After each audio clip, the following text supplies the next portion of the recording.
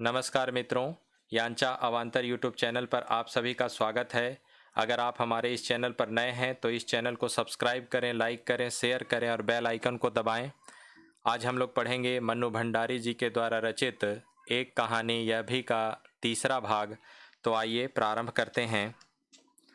यह पितृगाथा मैं इसलिए नहीं गा रही कि मुझे उनका गौरवगान करना है, बल्कि मैं तो यह देखना चाहती हूँ कि उनके व्यक्तित्व की कौन सी खूबी और खामियाँ मेरे व्यक्तित्व के ताने बाने में गुथी हुई हैं, या कि अनजाने अनचाहे किए उनके व्यवहार ने मेरे भीतर किन ग्रंथियों को जन्म दे दिया।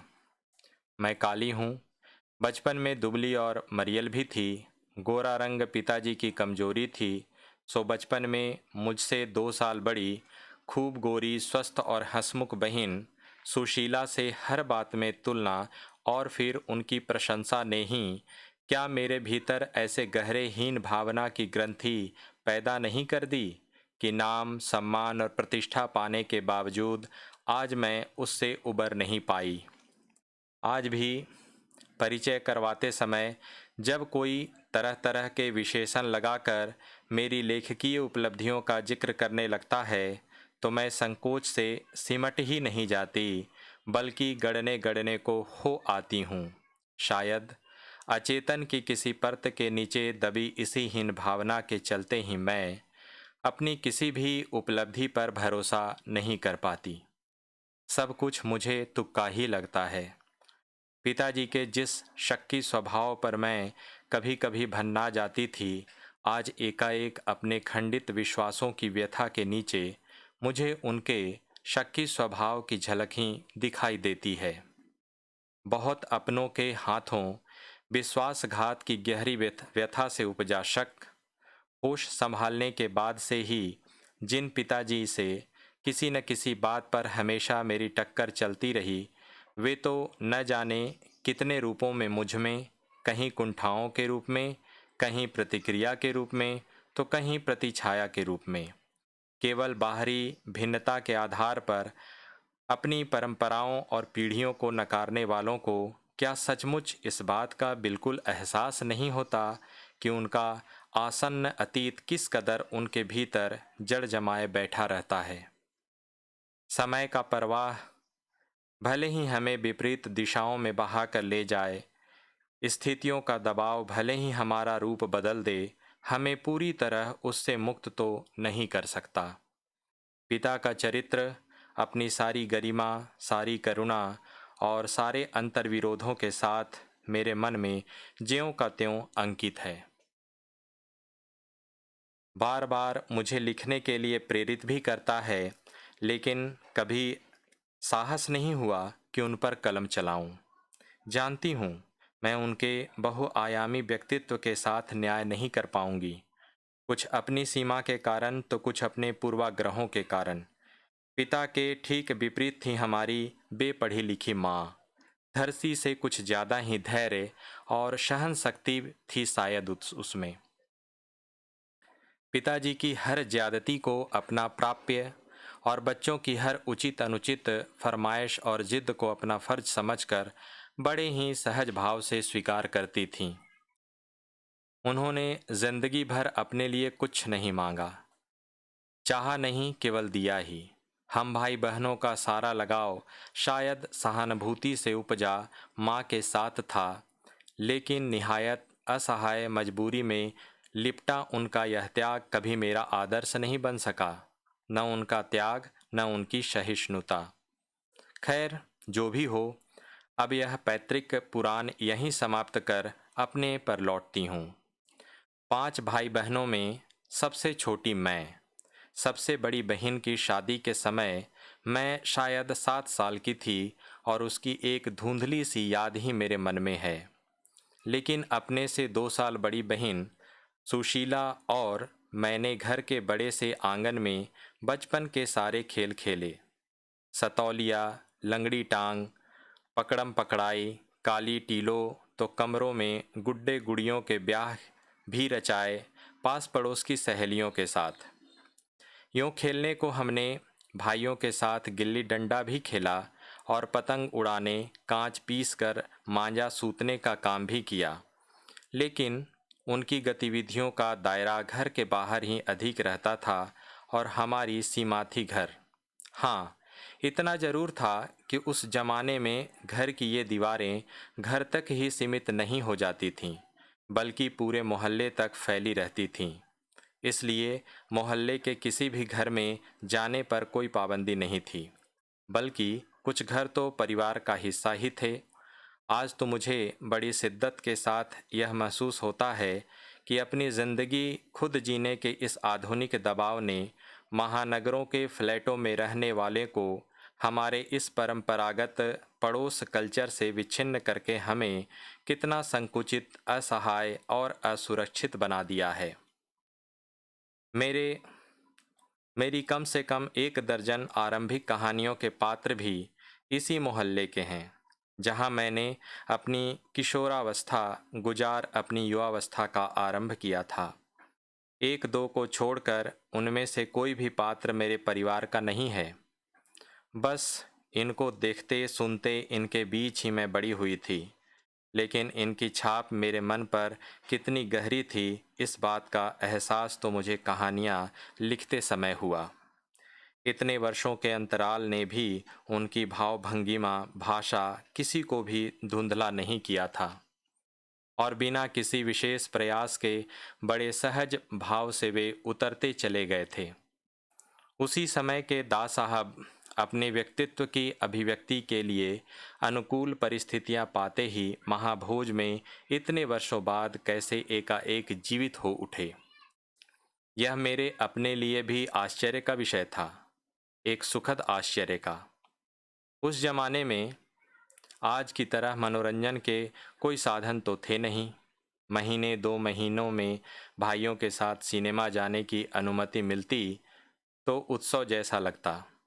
2 दिन पहले से उत्सुकता भरी प्रतीक्षा और 2 दिन बाद तक देखे हुए का थ्रिल। लड़कियों के अकेले इधर उधर जाने और घूमने फिरने का चलन तो था नहीं, सो स्कूल और खेल से बचे समय में हम किताबें पढ़ते थे, कहानी, उपन्यास। यूँ पिताजी का अपना एक अच्छा खासा निजी पुस्तकालय था, पर कथा साहित्य से शून्य।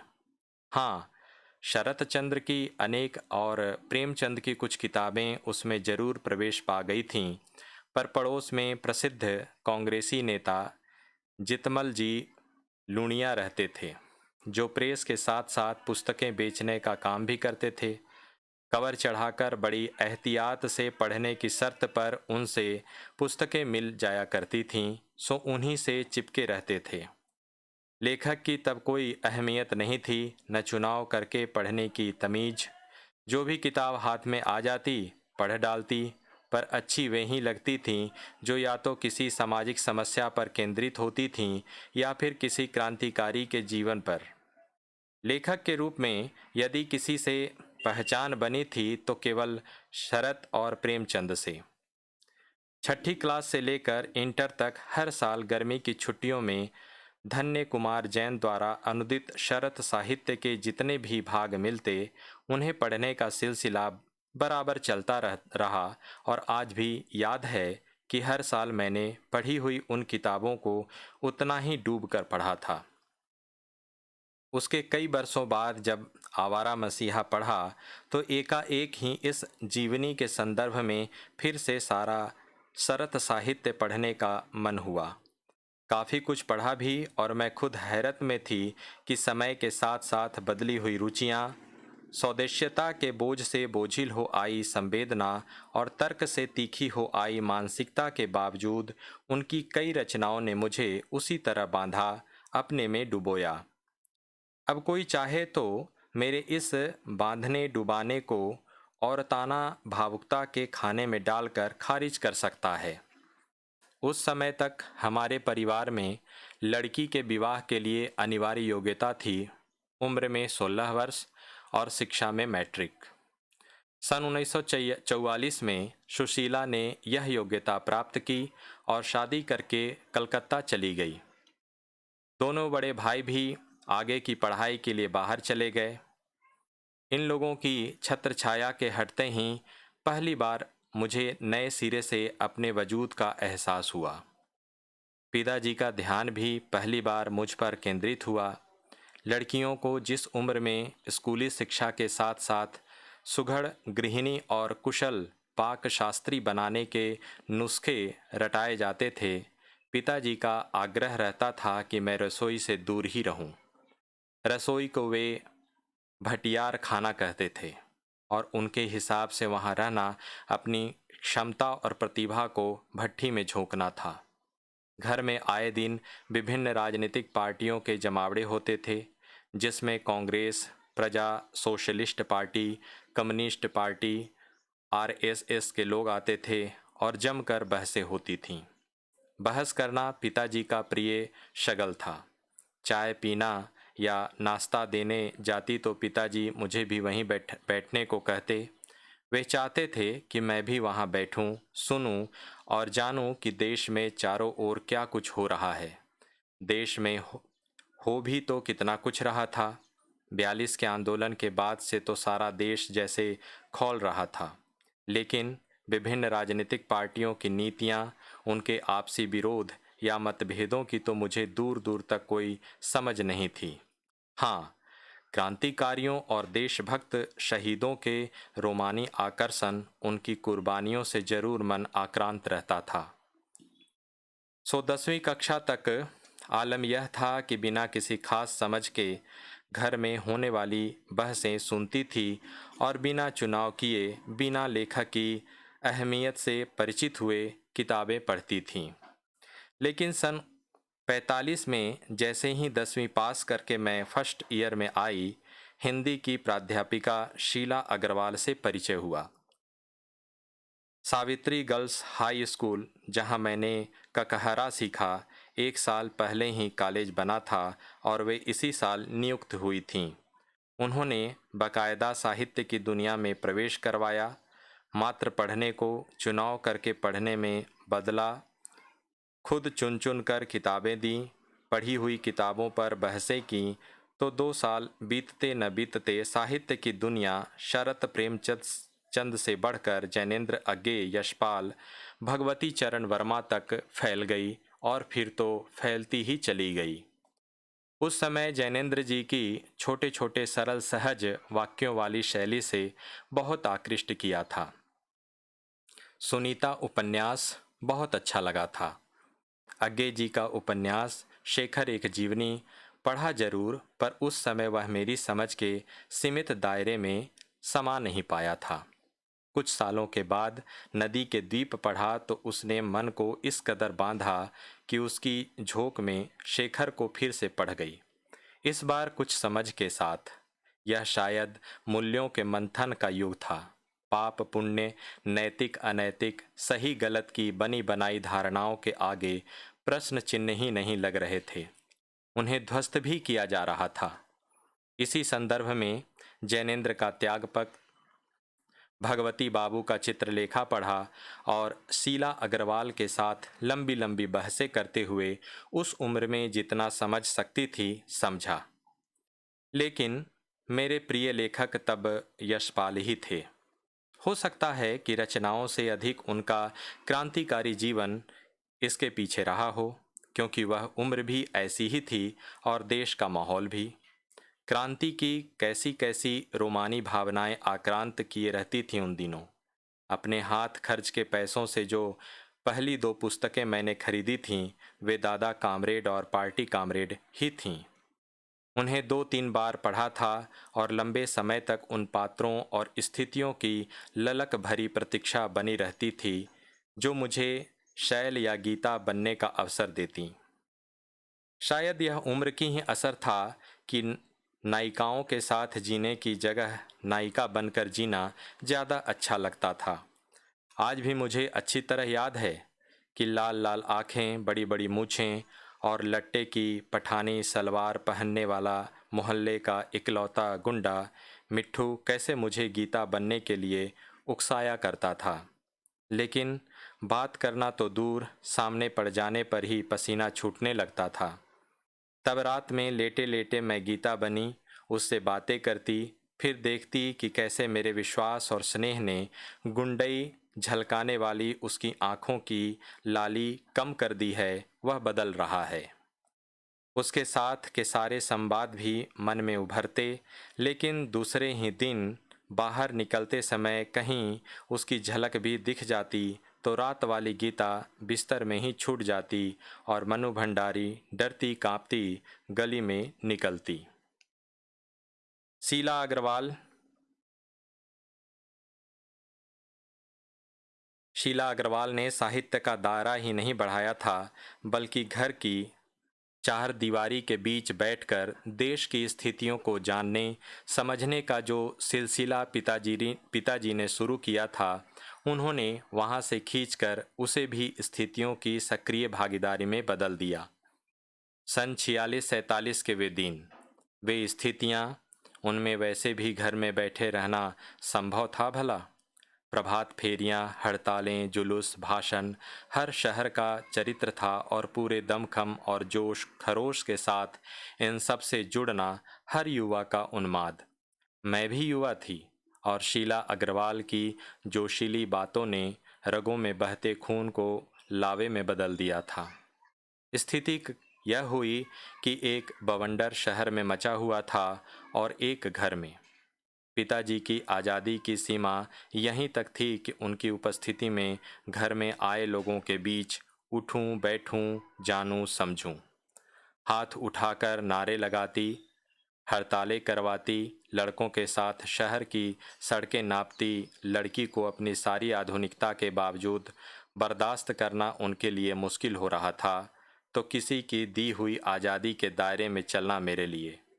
जब रगों में लहू की जगह लावा बहता हो तो सारे निषेध, सारी वर्जनाएं और सारा भय कैसे ध्वस्त हो जाता है, यह तभी जाना और अपने क्रोध से सबको थरथरा देने वाले पिताजी से टक्कर लेने का जो सिलसिला तब शुरू हुआ था, राजेंद्र से शादी की तब तक वह चलता ही रहा। यश कामना, बल्कि कहूँ कि यश लिप्सा, पिताजी की सबसे बड़ी दुर्बलता थी और उनके जीवन की धुरी था यह सिद्धांत कि व्यक्ति को कुछ विशिष्ट बनकर जीना चाहिए, कुछ ऐसे काम करने चाहिए कि समाज में उनका नाम हो, सम्मान हो, प्रतिष्ठा हो, वर्चस्व हो। इसके चलते ही मैं दो एक बार उनके कोप से बच गई थी। एक बार कॉलेज से प्रिंसिपल का पत्र आया कि पिताजी आकर मिलें और बताएं कि मेरी गतिविधियों के कारण मेरे खिलाफ अनुशासनात्मक कार्रवाई क्यों न की जाए। पत्र पढ़ते ही पिताजी आग बबूला, यह लड़की मुझे कहीं मुंह दिखलाने लायक नहीं रखेगी। पता नहीं क्या क्या सुनना पड़ेगा वहां जाकर। 4 बच्चे पहले भी पढ़े, किसी ने ये दिन नहीं दिखाया। गुस्से से भन्नाते हुए ही वे गए थे।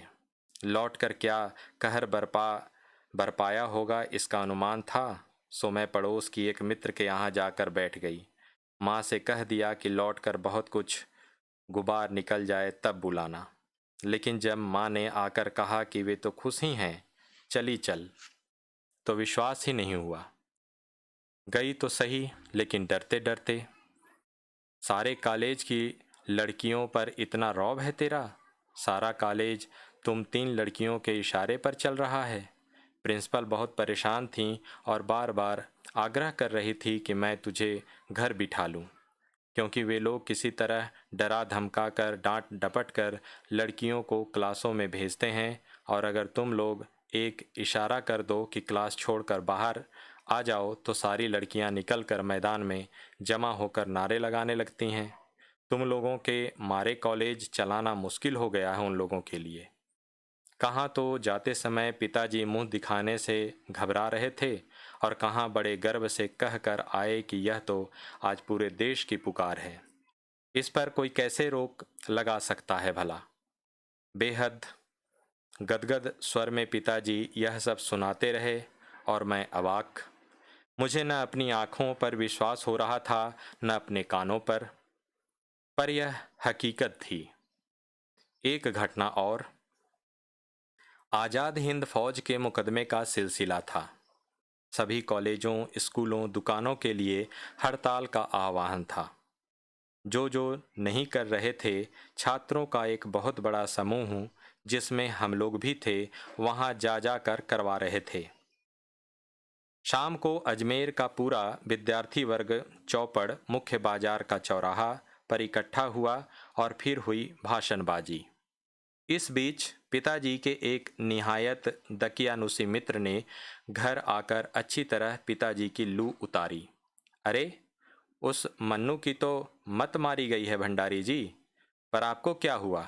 ठीक है, आपने लड़कियों को आज़ादी दी, पर देखते देखते आप जाने कैसे कैसे उल्टे सीधे लड़कों के साथ हड़तालें करवाती, हुड़दंग मचाती फिर रही है वह। हमारे आपके घरों की लड़कियों को शोभा देता है यह सब? कोई मान मर्यादा इज्जत आबरू का ख्याल भी रह गया है आपको या नहीं? वे तो आग लगाकर चले गए और पिताजी सारे दिन भभकते रहे। बस अब यही रह गया है कि लोग घर आकर थू थू करके चले जाएं। बंद करो अब इस मन्नू का घर से बाहर निकलना। इस सब से बेखबर मैं रात होने पर घर लौटी तो पिताजी के एक बेहद अंतरंग और अभिन्न मित्र ही नहीं, अजमेर के सबसे प्रतिष्ठित और सम्मानित डॉक्टर अम्बालाल जी बैठे थे। मुझे देखते ही उन्होंने बड़ी गर्मजोशी से स्वागत किया। आओ आओ मन्नू। मैं तो चौपड़ पर तुम्हारा भाषण सुनते ही सीधा भंडारी जी को बधाई देने चला आया। I am really proud of you. क्या तुम घर में घुसे रहते हो भंडारी जी? घर से निकला भी करो। You have missed something. और वे धुआंधार तारीफ करने लगे। वे बोलते जा रहे थे और पिताजी के चेहरे का संतोष धीरे धीरे गर्व में बदलता जा रहा था। भीतर जाने पर माँ ने दोपहर के गुस्से वाली बात बताई तो मैंने राहत की सांस ली। आज पीछे मुड़कर देखती हूँ तो इतना तो समझ में आता ही है कि क्या तो उस समय मेरी उम्र थी और क्या मेरा भाषण रहा होगा। यह तो डॉक्टर साहब का स्नेह था जो उनके मुंह से प्रशंसा बनकर बह रहा था, या यह भी हो सकता है कि आज से करीब 60 साल पहले अजमेर शहर में चारों ओर से उमड़ती भीड़ के बीच एक लड़की का बिना किसी संकोच और झिझक के यूं धुआंधार बोलते चले जाना ही इसके मूल में रहा हो। पर पिताजी कितनी तरह के अंतर्विरोधों के बीच जीते थे वे। एक ओर विशिष्ट बनने और बनाने की प्रबल लालसा तो दूसरी ओर अपनी सामाजिक छवि के प्रति भी उतनी ही सजगता। पर क्या यह संभव है? क्या पिताजी को इस बात का बिल्कुल भी एहसास नहीं था कि इन दोनों का तो रास्ता ही टकराहट का है?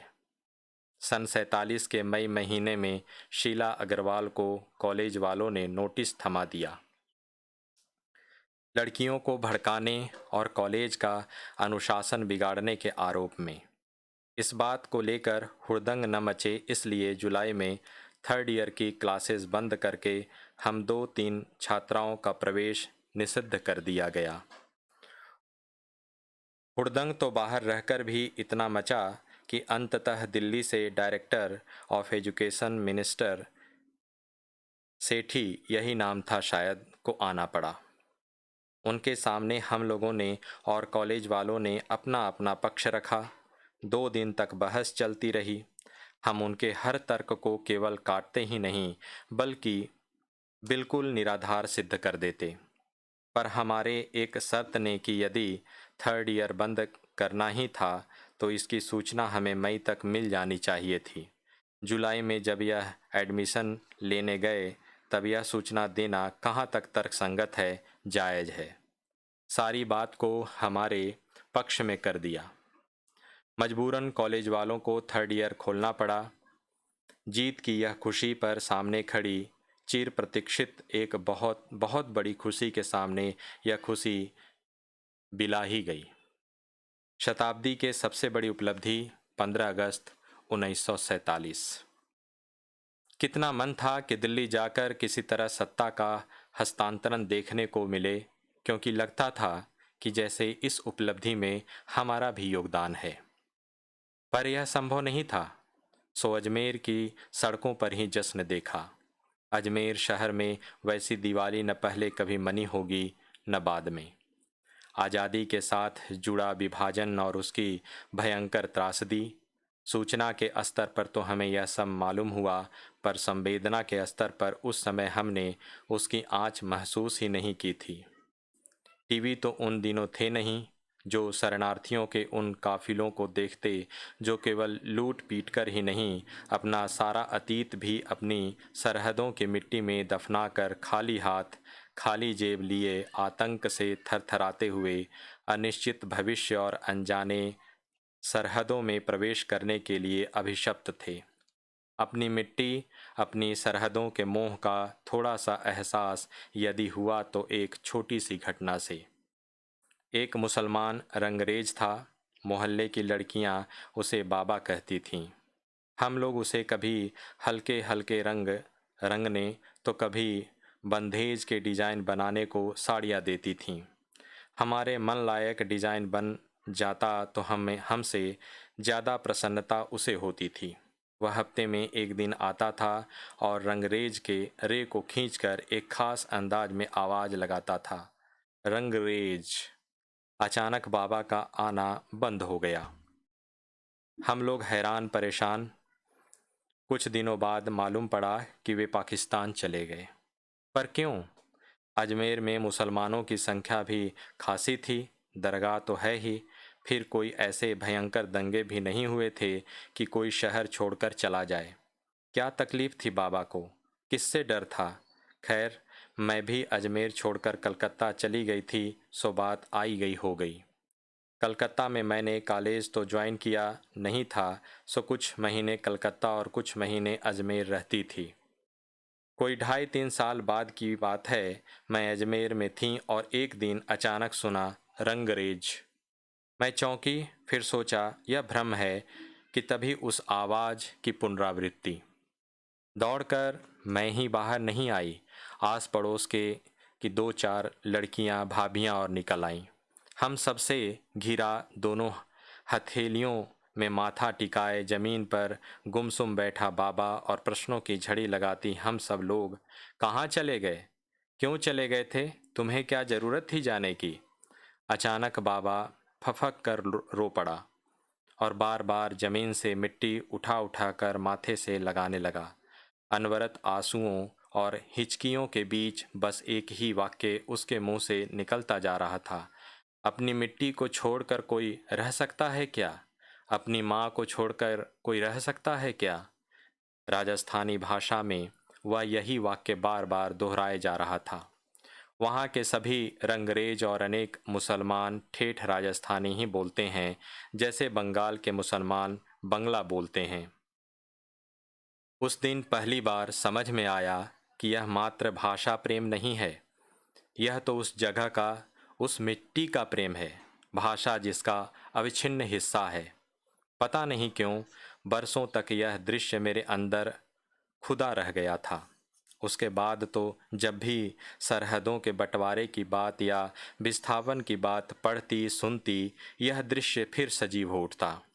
सिर पर बैठे हुक्मरान सनक में लिपटे अपने अहम की तुष्टि के लिए सरहदों को जब जोड़ते तोड़ते घटाते बढ़ाते रहते हैं, तो क्या एक बार भी उन्हें अपनी ज़मीन से जुड़े, अपनी ज़मीन को जान से भी ज़्यादा प्यार करने वाले लोगों का ध्यान नहीं आता?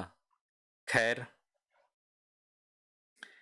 यह अनवरत प्रसंग है जो आज तो एक भावुकता भरा प्रलाप भी लग सकता है, शायद लगेगा भी, पर नहीं जानती आज़ादी और विभाजन की बात के साथ मेरे मन में बाबा क्यों जुड़े बैठे हैं। और आज़ादी की बात आई तो बाबा को तो आना ही था। शीला जी के दिल्ली के आईपी कॉलेज में चले जाने के बाद अब मेरे लिए भी अजमेर रहने का कोई आकर्षण नहीं रह गया था। इसलिए मैं भी अजमेर छोड़कर कलकत्ता चली गई, अपने बड़े भाई बहनों के पास। चली तो गई, पर यह भी नहीं सोचा कि इससे पढ़ाई का नियमित सिलसिला टूट जाएगा। वह टूटा और बिना किसी की मदद के कलकत्ता से बीए और बनारस से एमए किया, लेकिन प्राइवेटी। पर यह मात्र डिग्री पाने का आयोजन भर था, असली शिक्षा नहीं। उन दिनों कॉलेज और यूनिवर्सिटी में आज की तरह सिर्फ पढ़ाया भर नहीं जाता था, आपके पूरे व्यक्तित्व को संवारा जाता था और मैं उससे वंचित ही रह गई। मैं यहाँ पर कहना चाहता हूँ कि ये वंचित इसलिए रह गई क्योंकि ये प्राइवेट रहकर पढ़ाई की, घर पर रहकर पढ़ाई की थी। आगे सुनिए। इस कॉम्प्लेक्स ने भी मुझे बाद में बहुत मथा और आज भी मैं उसकी चुभन जब तब महसूस करती हूँ, बल्कि कह सकती हूँ कि बचपन की उस हीन भाव की ग्रंथि पर शीला अग्रवाल से जिससे बहुत कुछ उबारा था, एक परत और चढ़ाई इस कॉम्प्लेक्स ने। आज सोचती हूँ तो आश्चर्य होता है कि शीला नाम के साथ कैसा तो संयोग है मेरा। 15 वर्ष से 17 वर्ष की कच्ची उम्र में शीला जी से साहस और आत्मविश्वास से भरकर उस समय चलने के लिए एक दिशा दी थी, जीवन को अर्थ दिया था, मेरी भीतरी शक्ति और व्यक्तित्व के सारे सकारात्मक पहलुओं को उजागर किया था। तो कलकत्ता में सुशीला बड़ी बहन ने तो जब तब मेरे अस्तित्व को ही बचाया।